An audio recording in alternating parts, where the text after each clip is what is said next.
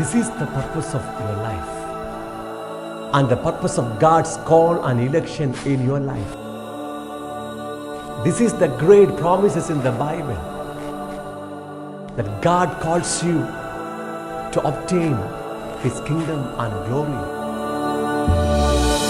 എനിക്കായൊരു ഭവനം ഉയരെ അങ്ങുയരെ ഒരുങ്ങിയിടുന്നു ദൈവസന്നിധിയിൽ. ദൈവത്തിൻ കയ്യാൽ നിർമ്മിതമാം ഭവനം ഒരുങ്ങിയിടുന്നു അങ്ങുയരെ.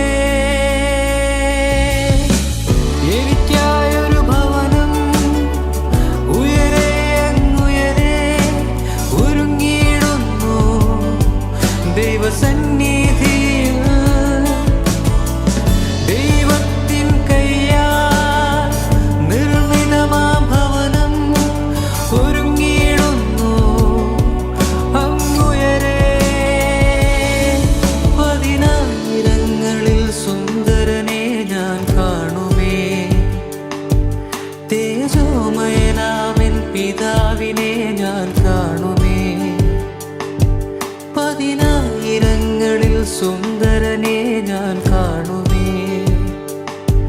തേജോമയനാമൻ പിതാവിനെ ഞാൻ കാണുമേ.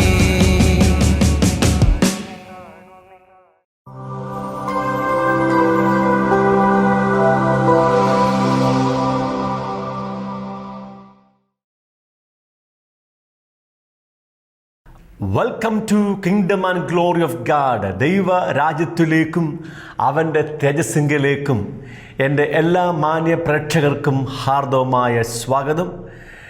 ദൈവം നമ്മെ സൃഷ്ടിച്ചിരിക്കുന്നത് അവൻ്റെ രാജ്യവും തേജസ്സും പ്രാപിക്കാൻ വേണ്ടിയാണ്. ദൈവരാജ്യമെന്നാൽ അർത്ഥമെന്താണ്? ദ ഗവൺമെൻറ് ഓഫ് ഗാഡ്, ദൈവത്തിൻ്റെ ഭരണമെന്നാണ് അർത്ഥം. ഒന്നാമതായി ദൈവത്തിൻ്റെ രാജ്യം ഒരു വ്യക്തിയിൽ ആരംഭിക്കുകയും തുടർന്ന് അവരുടെ രാജ്യം ആക്ഷരികമായി ഈ ഭൂമിയിൽ പ്രത്യക്ഷമാകുകയും ചെയ്യുന്നു.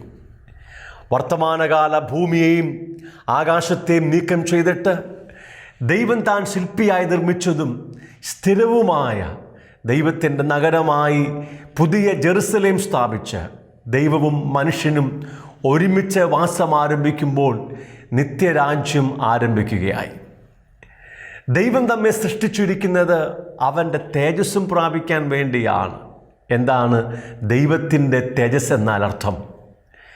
ദൈവത്തിൻ്റെ തേജസ് എന്നാൽ ദർശനീയവും സ്പർശനീയവും ശ്രവണീയവുമായ ദൈവ സാന്നിധ്യമാണ്. ദൈവജീവൻ്റെ സമ്പൂർണമായ പ്രകടീകരണമാണ് ദൈവ തേജസ്. ദൈവ തേജസ് എന്ന് പറഞ്ഞാൽ പിതാവാം ദൈവം തന്നെയാണ് ദൈവത്തെ പ്രാപിച്ച് അവൻ്റെ ജീവൻ്റെ പൂർണ്ണതയായ തേജസ് പ്രാപിച്ച് അവൻ്റെ നിത്യരാജ്യത്തിൽ അവനോടുകൂടെ ഒരുമിച്ച് വാസം ചെയ്യുവാൻ വേണ്ടിയാണ് ദൈവം മനുഷ്യനെ സൃഷ്ടിച്ചതും ഇപ്പോൾ യേശുക്രിസ്തു മുഖാന്തരം അവനെ വിളിച്ച് തിരഞ്ഞെടുക്കുകയും ചെയ്തതിൻ്റെ അടിസ്ഥാനപരമായ ഉദ്ദേശം. കഴിഞ്ഞ 10 എപ്പിസോഡുകളിലായി വിശുദ്ധ വേദപുസ്തകത്തിലെ 4 അടിസ്ഥാനപരമായ സത്യങ്ങൾ നാം ഒരുമിച്ച് പഠിക്കാൻ തുടങ്ങി. അതിലൊന്നാമത്തെ പോയിൻ്റ് ദൈവം മനുഷ്യനെ സൃഷ്ടിച്ചതിൻ്റെ പരമമായ ഉദ്ദേശ്യമാണ്. രണ്ടാമത്തേത് ആ ദൈവിക പദ്ധതിയിൽ നിന്നും വീണുപോയ മനുഷ്യനെ തൻ്റെ പുത്രനായ യേശുവിനെ നൽകി വിളിച്ച് തെരഞ്ഞെടുത്തതിൻ്റെ ഉദ്ദേശമാണ്. മൂന്നാമത്തേത് വിശുദ്ധ വേദപുസ്തകത്തിലൂടെ ദൈവം നൽകിയിരിക്കുന്ന വിലയേറിയതും അതിമഹത്വമായ ഒരു കൂട്ടം വാഗ്ദത്തങ്ങളാണ്. നാലാമത്തെ കാര്യം ഉൽപ്പത്തി പുസ്തകം തുടങ്ങി വെളിപാട് വരെയുള്ള 66 പുസ്തകങ്ങളിലൂടെ ഓരോ കാലഘട്ടങ്ങളിലും ജീവിച്ചിരുന്ന മനുഷ്യവർഗത്തോട് സ്വർഗത്തിലെ പിതാവാം ദൈവം അരുളി ചെയ്ത അവൻ്റെ സന്ദേശങ്ങളാണ്. ഈ 4 കാര്യങ്ങളും ഏകദേശം ഒന്ന് തന്നെ ആയിരിക്കുമെന്ന് പ്രാരംഭ എപ്പിസോഡുകളിൽ ഞാൻ നിങ്ങളോട് സംസാരിച്ചിട്ടുണ്ട്. ദൈവം നമ്മെ സൃഷ്ടിച്ചതിൻ്റെ പരമമായ ഉദ്ദേശത്തിൽ ഒന്നാമത്തെ പോയിന്റ്, ദൈവത്തിന് ഒരു കുടുംബം ആവശ്യമാണ്. അതായത് അവൻ്റെ സ്വരൂപത്തിലും സാദൃശ്യപ്രകാരവുമുള്ള ഒരു കൂട്ടം പുത്രീപുത്രന്മാരെ ദൈവത്തിന് ആവശ്യമായതുകൊണ്ടാണ് അവൻ മനുഷ്യനെ സൃഷ്ടിച്ചത്. എന്നാൽ ഒന്നാമത്തെ പുത്രനായ ആദാം ദൈവത്തിൻ്റെ നിയമം ലംഘിച്ച് അവനെതിരെ പാപം ചെയ്ത് ദൈവ കുടുംബത്തിൽ നിന്നും അന്യമാക്കപ്പെട്ടു. തുടർന്ന് ആദാമിൻ്റെ ഒരു മകനായ ശേത്തിൻ്റെ തലമുറകളിലൂടെ ഈ ഭൂമിയിൽ ദൈവ കുടുംബത്തിൻ്റെ വ്യവസ്ഥിതി മുന്നോട്ട് പോയെങ്കിലും നോഹയുടെ കാലഘട്ടം എത്തിയപ്പോൾ ദൈവത്തിൻ്റെ പുത്രന്മാർ എന്ന് വിളിക്കപ്പെട്ടിരുന്ന ശേത്തിൻ്റെ തലമുറക്കാരും ദൈവത്തെ അറിഞ്ഞിട്ടില്ലാത്ത ഈ ലോകത്തിൻ്റെ ജനങ്ങളുമായി ഇടപഴകി പാപം ചെയ്ത് ദൈവ കുടുംബത്തിൽ നിന്നും അന്യമാക്കപ്പെട്ടു. ആ തലമുറയെ ഒരു ജലപ്രളയത്താൽ ദൈവം ന്യായം വിധിക്കുകയും നോഹയും കുടുംബത്തെയും മാത്രം ദൈവം രക്ഷിക്കുകയും ചെയ്തു. തുടർന്ന് നോഹയുടെ തലമുറയിലൂടെ ഈ ഭൂമിയിൽ ജനം പെരുകി. ദൈവം തനിക്കു വേണ്ടി ഒരു മനുഷ്യനെ കണ്ടെത്തി. അദ്ദേഹത്തിൻ്റെ പേരാണ് ആബ്രഹാം. അങ്ങനെ ആബ്രഹാമിലൂടെ ഒരു വലിയ കുടുംബത്തെ ദൈവം തനിക്കായി ഭൂമിയിൽ സൃഷ്ടിച്ചെടുത്തു. അവരുടെ പേരാണ് ഇസ്രായേൽ മക്കൾ. എന്നാൽ ഇസ്രായേൽ ജനവും ദൈവത്തിൻ്റെ നിയമങ്ങൾ ലംഘിച്ച് ദൈവ കുടുംബത്തിൽ നിന്നും പുറത്താക്കപ്പെട്ടു. ആദമിൻ്റെയോ ശേത്തിൻ്റെ തലമുറക്കാരുടെയോ ഇസ്രായേൽ ജനത്തിൻ്റെയോ മത്സരമോ അനുസരണക്കേടോ ഭൂമിയിൽ തൻ്റെ കുടുംബത്തെ സ്ഥാപിക്കുക എന്ന ദൈവത്തിൻ്റെ പദ്ധതിക്ക് നീക്കം വരുത്തുന്നില്ല. കാലസമ്പൂർണതയിൽ ദൈവം തൻ്റെ ഏകജാതനായ പുത്രനായ യേശുക്രിസ്തുവിനെ ഈ ഭൂമിയിലേക്ക് അയച്ച് മനുഷ്യവർഗത്തിൻ്റെ പാപങ്ങൾക്ക് പരിഹാരം വരുത്തി തൻ്റെ കുടുംബം ഈ ഭൂമിയിൽ പുനഃസ്ഥാപിച്ചു. യേശുക്രിസ്തുവിനെ വിശ്വസിക്കുന്ന ഏവർക്കും ദൈവത്തിൻ്റെ മക്കളായി തീരുവാൻ അവൻ അധികാരം കൊടുത്തിരിക്കുകയാണ്.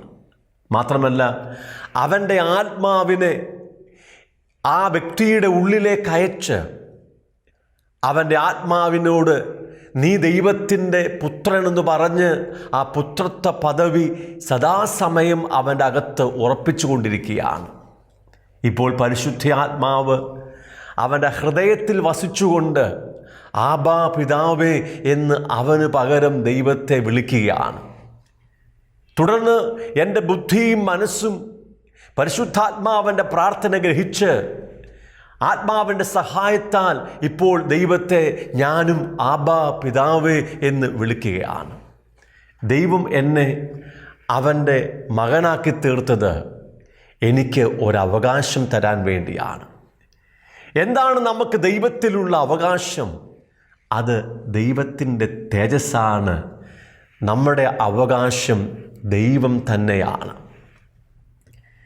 ദൈവം നമ്മെ സൃഷ്ടിച്ചതും ഇപ്പോൾ യേശുക്രിസ്തു മുഖാന്തരം വിളിച്ച് തെരഞ്ഞെടുത്തതിൻ്റെയും അടിസ്ഥാനപരമായ ഉദ്ദേശം ദൈവത്തിൻ്റെ പുത്രീപുത്രന്മാരായി തീരുക, അവൻ്റെ കുടുംബത്തിലെ അംഗമായി തീരുക എന്നതാണ്.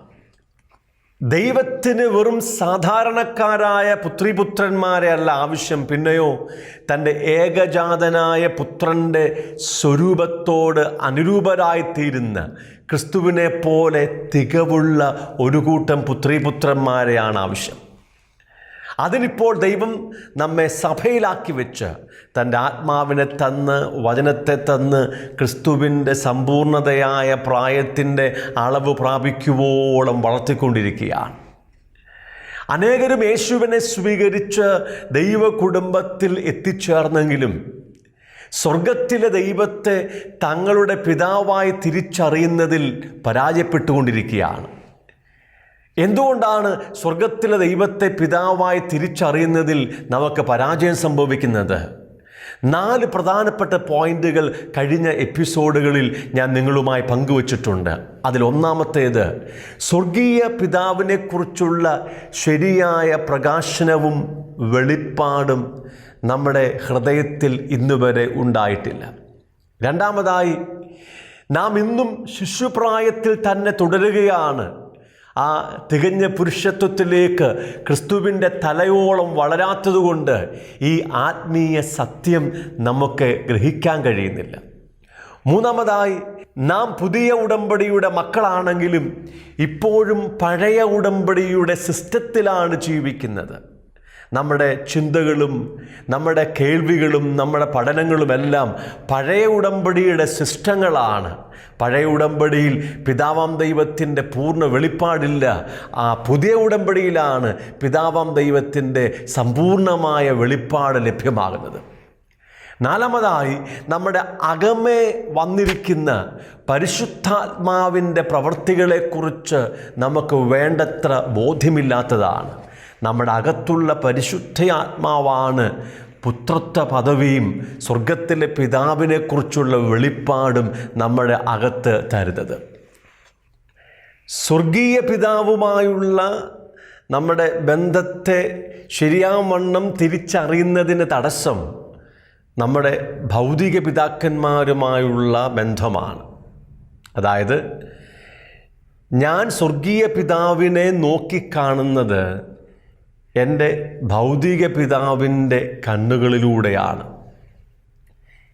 എനിക്ക് എൻ്റെ ഭൂമിയിലെ പിതാവുമായുള്ള ബന്ധം എങ്ങനെയാണോ ആ ബന്ധങ്ങൾ സ്വർഗീയ പിതാവുമായുള്ള എൻ്റെ ബന്ധത്തെ വളരെയധികം സ്വാധീനിക്കുന്നുണ്ട്.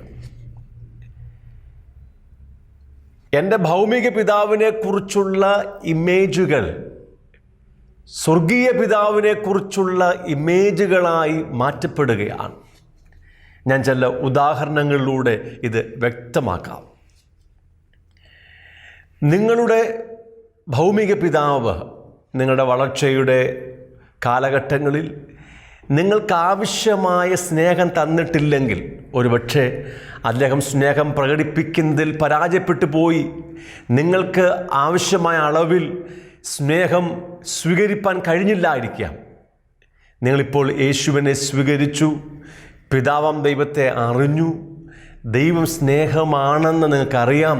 പക്ഷേ പിതാവാം ദൈവത്തിൻ്റെ സ്നേഹം സ്വീകരിക്കുന്നതിൽ നിങ്ങൾക്ക് വലിയ തടസ്സമുണ്ടാകും. എൻ്റെ ജീവിതത്തിൽ കഴിഞ്ഞ 31 വർഷത്തെ ശുശ്രൂഷയുടെ അനുഭവത്തിൽ ഞാനിത് പഠിച്ച ഒരു വലിയ പാഠമാണ്. എൻ്റെ സ്വന്തം അനുഭവത്തിലും ഞാനിത് മനസ്സിലാക്കിയിട്ടുണ്ട്. ഞാൻ ദൈവസ്നേഹത്തെക്കുറിച്ച് നിരന്തരം പ്രസംഗിച്ചെങ്കിലും, ദൈവം സ്നേഹമാണെന്നും അവൻ നമ്മെ സ്നേഹിക്കുന്നുവെന്നൊക്കെ പറഞ്ഞെങ്കിലും ഈ സ്നേഹം എന്താണെന്ന് തിരിച്ചറിയുന്നതിൽ എപ്പോഴും എനിക്ക് പരാജയമുണ്ടായിരുന്നു. ഞാൻ സ്നേഹത്തെക്കുറിച്ച് പ്രസംഗിക്കുന്നുണ്ട്, പക്ഷെ എന്തായി ദൈവത്തിൻ്റെ സ്നേഹമെന്ന് അനുഭവിക്കുന്നതിൽ എനിക്ക് പരാജയം സംഭവിച്ചു. കാരണം ഞാൻ സ്വർഗീയ പിതാവാം ദൈവത്തിൻ്റെ സ്നേഹത്തെ ഗ്രഹിക്കുവാൻ ശ്രമിച്ചത് അപര്യാപ്തതയുള്ള എൻ്റെ ഭൗതിക പിതാവിൻ്റെ സ്നേഹത്തിലൂടെ ആയിരുന്നു. ഒരിക്കൽ കർത്താവ് ഇതെനിക്ക് കാണിച്ചു തരികയും എന്നെ സൗഖ്യമാക്കുകയും ചെയ്തു കഴിഞ്ഞപ്പോൾ എനിക്ക് സ്വർഗീയ പിതാവിൻ്റെ സ്നേഹം ആവോളം സ്വീകരിപ്പാൻ ഇടയായി തീർന്നു. നിങ്ങളുടെ ഭൗമിക പിതാവ് ഒരു അബ്യൂസീവ് ഫാദർ ആണെങ്കിൽ, അതായത് നിങ്ങളെ അധിക്ഷേപിക്കുന്ന, നിരന്തരം പരിഹസിക്കുന്ന, നിങ്ങളെ നിന്ദിക്കുന്ന, കളിയാക്കുന്ന, നിങ്ങളുടെ കുറ്റങ്ങൾ മാത്രം പറയുന്ന, നിങ്ങളുടെ ദോഷം മാത്രം കാണുന്ന, നിങ്ങളെ കുറ്റം വിധിക്കുന്ന ഒരു പിതാവാണെങ്കിൽ ആ വ്യക്തിയെ ശരിയാവണ്ണം സ്നേഹിക്കുവാനും ബഹുമാനിക്കുവാനും അദ്ദേഹവുമായിട്ട് ആഴത്തിലുള്ള ഒരു ബന്ധം അനുഭവിക്കുവാനും നിങ്ങൾക്ക് കഴിയുന്നതല്ല. നിങ്ങളുടെ ഭൗമിക പിതാവിനെക്കുറിച്ച് ഈ ഒരു ഇമേജ് നിങ്ങളുടെ അകത്ത് ഓൾറെഡി സൃഷ്ടിക്കപ്പെട്ടിട്ടുണ്ട്. ഇപ്പോൾ നിങ്ങൾ യേശുവിനെ സ്വീകരിച്ചു, ദൈവ കുടുംബത്തിലെ അംഗമായി തീർന്നു. എങ്കിലും സ്വർഗീയ പിതാവിൻ്റെ അടുക്കലേക്ക് വരുവാനോ, ആ സ്വർഗീയ പിതാവിനെ സ്നേഹിക്കുവാനോ ബഹുമാനിക്കുവാനോ, ആ പിതാവുമായുള്ള ആഴമായ ബന്ധത്തിൽ തുടരുവാനോ നിങ്ങൾക്ക് നിങ്ങളുടെ ഭൗതിക പിതാവിനെക്കുറിച്ചുള്ള ഈ മോശമായ ഇമേജ് തടസ്സം നിൽക്കുകയാണ്. ഇവിടെ നിങ്ങൾക്ക് ശരിയായ രീതിയിൽ സൗഖ്യം ആവശ്യമാണ്. സൗഖ്യമായെങ്കിൽ മാത്രമേ സ്വർഗീയ പിതാവിൻ്റെ ഹൃദയത്തെ നിങ്ങൾക്ക് അറിയുവാനും അനുഭവിക്കാനും കഴിയുകയുള്ളൂ. നിങ്ങളുടെ പിതാവ് ഒരു സ്ട്രിക്റ്റ് ഡിസിപ്ലിനേറിയൻ ആയിരിക്കാം, ഒരു ഡിക്റ്റേറ്റർ ആയിരിക്കാം, തികഞ്ഞ കണിശക്കാരനും കാർക്കശ്യക്കാരനും ഒരു ഏകാധിപതിയുമായിരിക്കാം. അദ്ദേഹത്തിൻ്റെ തീരുമാനങ്ങൾ മാത്രമേ നിങ്ങളുടെ ജീവിതത്തിൽ നടപ്പാക്കാൻ കഴിയുകയുള്ളൂ. ഇടത്തോട്ടും വലത്തോട്ടും മാറുവാൻ നിങ്ങൾക്ക് അനുവാദമില്ലായിരിക്കാം. ഒരിക്കൽ പോലും നിങ്ങളുടെ അഭിപ്രായത്തിന് അവിടെ ഒരു വിലയും കൽപ്പിച്ചിട്ടില്ല. നിങ്ങളുടെ വികാരങ്ങൾ മാനിച്ചിട്ടില്ല. നിങ്ങളുടെ വ്യക്തിത്വം എല്ലായ്പ്പോഴും ചവിട്ടി മെതിക്കപ്പെട്ടിട്ടുണ്ടാകാം. ഇത്തരത്തിലുള്ള ഒരു പിതാവാണ് നിങ്ങൾക്കുണ്ടായിരുന്നതെങ്കിൽ സ്വർഗീയ പിതാവിനെക്കുറിച്ചും നിങ്ങൾക്കുള്ള ഇമേജ് ഇത്തരത്തിലായിരിക്കാം. സ്വർഗീയ പിതാവാം ദൈവം ഒരു വ്യക്തിയെയും നിയന്ത്രിക്കുന്നില്ല, കൺട്രോൾ ചെയ്യുന്നില്ല എന്ന് നിങ്ങൾ അറിഞ്ഞിരിക്കണം. പക്ഷേ ഇപ്പോൾ നിങ്ങൾ പിതാവിൻ്റെ അടുക്കൽ വന്നെങ്കിലും ആ പിതാവിൻ്റെ സ്നേഹം അനുഭവിക്കുവാനോ അവനോട് ഇടപഴകുവാനോ ഉള്ള ആ സ്വാതന്ത്ര്യം നിങ്ങളുടെ ഹൃദയത്തിൽ ഉണ്ടാകുന്നില്ല.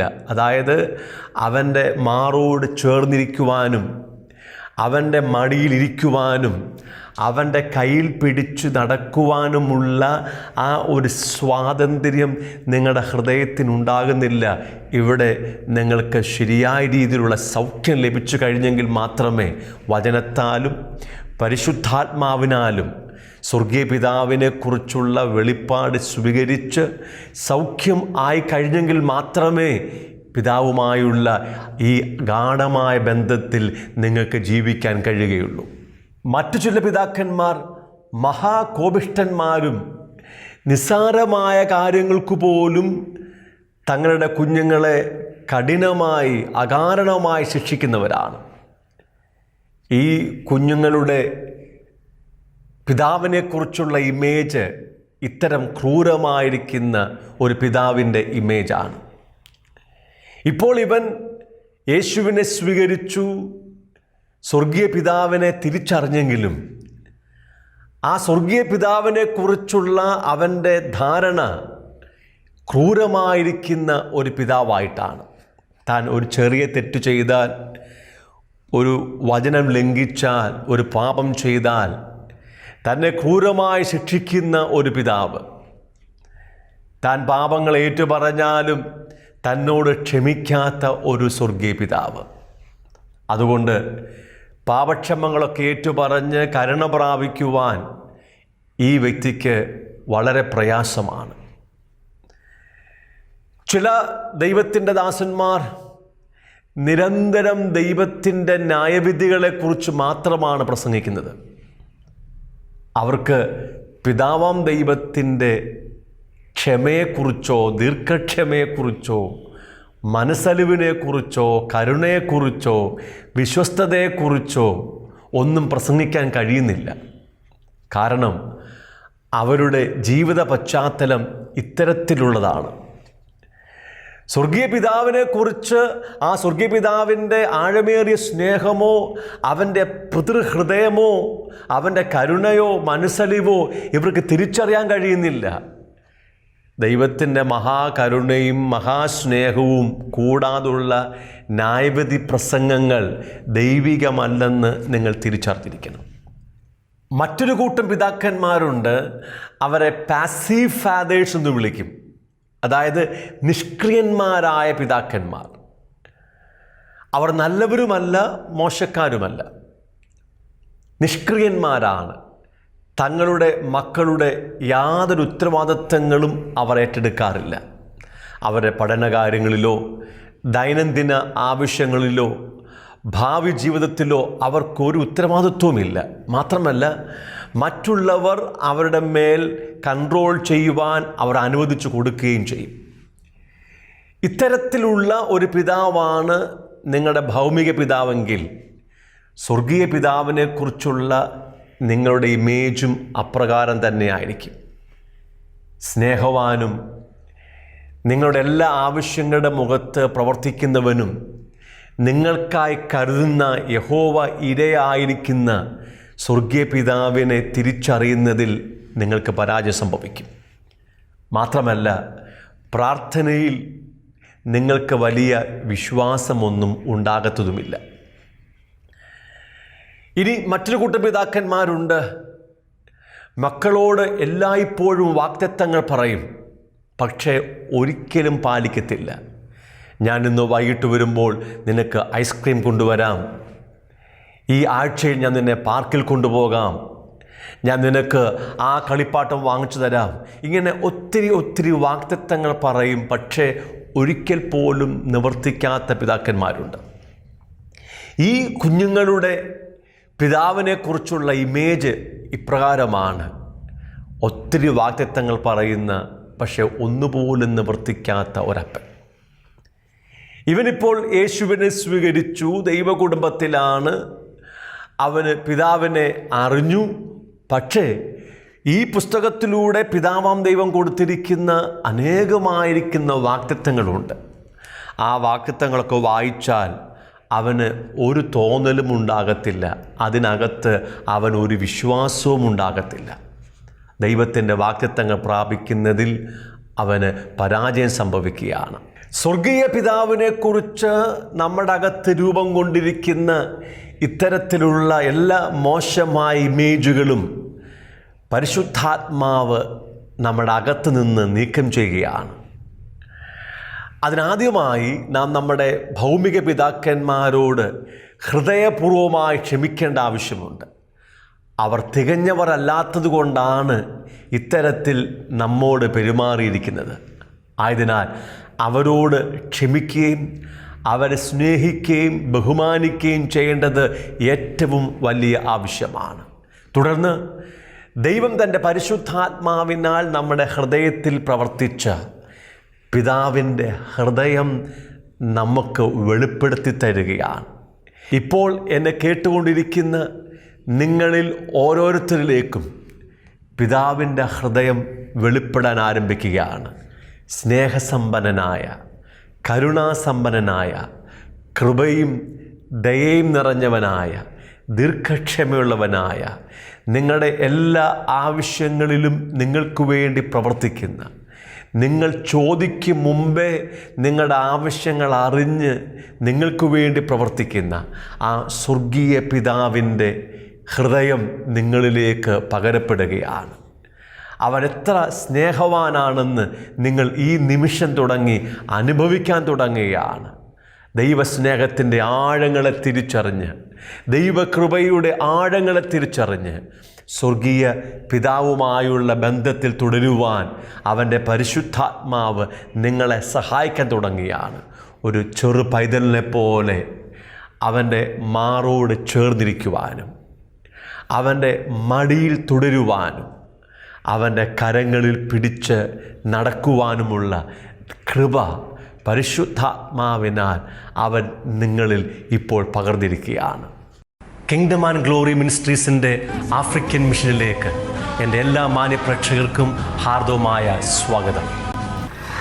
ആഫ്രിക്കയുടെ മിക്ക രാജ്യങ്ങളിലും തുടരുന്ന ആഭ്യന്തര യുദ്ധങ്ങളിൽ നിന്നും അഭയാർത്ഥികളായി യുഗാണ്ടയിൽ ജീവിക്കുന്ന 40 ലക്ഷത്തിലധികം വരുന്ന ജനങ്ങളുടെ മധ്യത്തിലാണ് നമ്മുടെ പ്രവർത്തനങ്ങൾ ഇപ്പോൾ നടന്നുകൊണ്ടിരിക്കുന്നത്. യുദ്ധത്തിൻ്റെയും ബലാത്സംഗത്തിൻ്റെയും കടുത്ത ഭീതിയിലും ആകുലതയിലും കഴിയുന്ന ഒരു കൂട്ടം ജനം, ഒരു പ്ലാസ്റ്റിക് ഷീറ്റിൻ്റെ മറയിലും മൺകൂടാരങ്ങളിലും ശിഷ്ടായുസ് മുഴുവൻ അന്തി ഉറങ്ങുവാൻ വിധിക്കപ്പെട്ടവർ. ശരിയായ അളവിലുള്ള പോഷകാഹാരമോ വസ്ത്രമോ വിദ്യാഭ്യാസമോ ആധുനിക ചികിത്സാ സംവിധാനങ്ങളോ ഇവർക്ക് ഇപ്പോഴും അന്യമാണ്. വളരെ ശോചനീയമായ പരിസ്ഥിതിയിൽ കേവലം മൃഗങ്ങളെപ്പോലെ ജീവിതം തള്ളി നീക്കുവാൻ വിധിക്കപ്പെട്ട മാനസിക ശാരീരിക വൈകല്യങ്ങൾക്ക് അടിമയായവരും അനാഥരുമായ ആയിരങ്ങൾ ഇതിൻ്റെ മധ്യത്തിലുണ്ട്. ഹ്യൂമൻ ട്രാഫിക്കിംഗ്, ലൈംഗിക ചൂഷണവും നിർബാധം തുടരുന്ന ഇവിടെ മാനസിക വൈകല്യങ്ങളുള്ള കുഞ്ഞുങ്ങൾ പോലും പിച്ചിച്ചീന്തപ്പെടുന്ന ദാരുണ സംഭവങ്ങൾ വിരളമല്ല. കുട്ടികൾ ഉൾപ്പെടെ ജനത്തിനായി ദീർഘമണിക്കൂറുകൾ കാത്തു നിൽക്കുന്നത് നിത്യകാഴ്ചയാണ്. ഈ ജനത്തിന് ആശ്വാസവും ധൈര്യവും പകർന്നുകൊണ്ട് 25ഓളം വരുന്ന നമ്മുടെ മിഷൻ പ്രവർത്തകർ ഭവനങ്ങൾ സന്ദർശിക്കുകയും വചനം പഠിപ്പിക്കുകയും ഇവർക്കായി പ്രാർത്ഥിക്കുകയും ചെയ്യും. ഗ്ലോറിയസ് കിഡ്സ് കാസിൽ എന്ന പേരിൽ മാനസിക വൈകല്യങ്ങൾ ഉള്ള കുഞ്ഞുങ്ങളുടെ പുനരധിവാസത്തിനായുള്ള ഒരു സ്ഥാപനവും നാം ആരംഭിച്ചിട്ടുണ്ട്. ആഫ്രിക്കയുടെ വിവിധ രാജ്യങ്ങളിലേക്ക് സുവിശേഷ ദൗത്യവുമായി മിഷണർമാരെ അയക്കുന്നതിനായി ബൈബിൾ ട്രെയിനിങ് സെൻ്ററിൻ്റെ നിർമ്മാണ പ്രവർത്തനങ്ങൾ ഇവിടെ പുരോഗമിച്ചുകൊണ്ടിരിക്കുന്നു.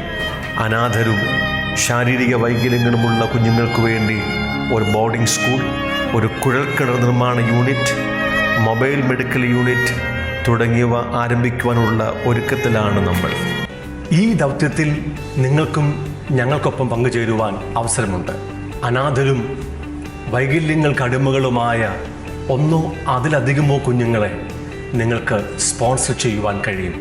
ബോർവെൽ നിർമ്മാണ യൂണിറ്റിലും മൊബൈൽ മെഡിക്കൽ യൂണിറ്റിലും നിങ്ങൾക്ക് പങ്കാളിത്തം വഹിക്കുകയോ സ്പോൺസർ ചെയ്യുകയോ ചെയ്യാം. ഒന്നോ അതിലധികമോ സുവിശേഷകന്മാരെ സപ്പോർട്ട് ചെയ്യുവാൻ നിങ്ങൾക്ക് അവസരമുണ്ട്. നിങ്ങളൊരു സ്പെഷ്യൽ എഡ്യൂക്കേറ്ററോ മെഡിക്കൽ പ്രൊഫഷനുള്ള വ്യക്തിയാണെങ്കിൽ നിങ്ങളുടെ സഹായം ഇവർക്ക് അധികം ആവശ്യമുണ്ട്. ഈ ദൗത്യങ്ങൾക്ക് വേണ്ടി പ്രാർത്ഥിക്കുവാനും ഈ സ്ഥലം സന്ദർശിക്കുവാനും നിങ്ങൾക്ക് അവസരമുണ്ട്. നിങ്ങൾക്ക് സ്വന്തമായ ഒരു മിനിസ്ട്രി ഇവിടെ ആരംഭിക്കുവാൻ ആഗ്രഹമുണ്ടെങ്കിൽ ആവശ്യമായ എല്ലാ നിയമസഹായങ്ങളും ഞങ്ങളുടെ NGO നൽകുന്നതായിരിക്കും.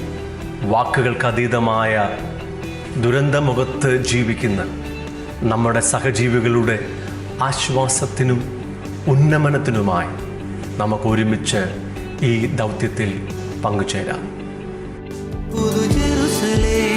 നഗരമതിൻ ഭവനമാ നിൻ തേജസ്സിൻ പൂർണ്ണതയിൻ അവകാശമാ.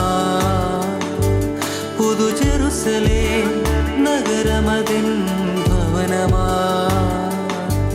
നിൻ തേജസ്സിൻ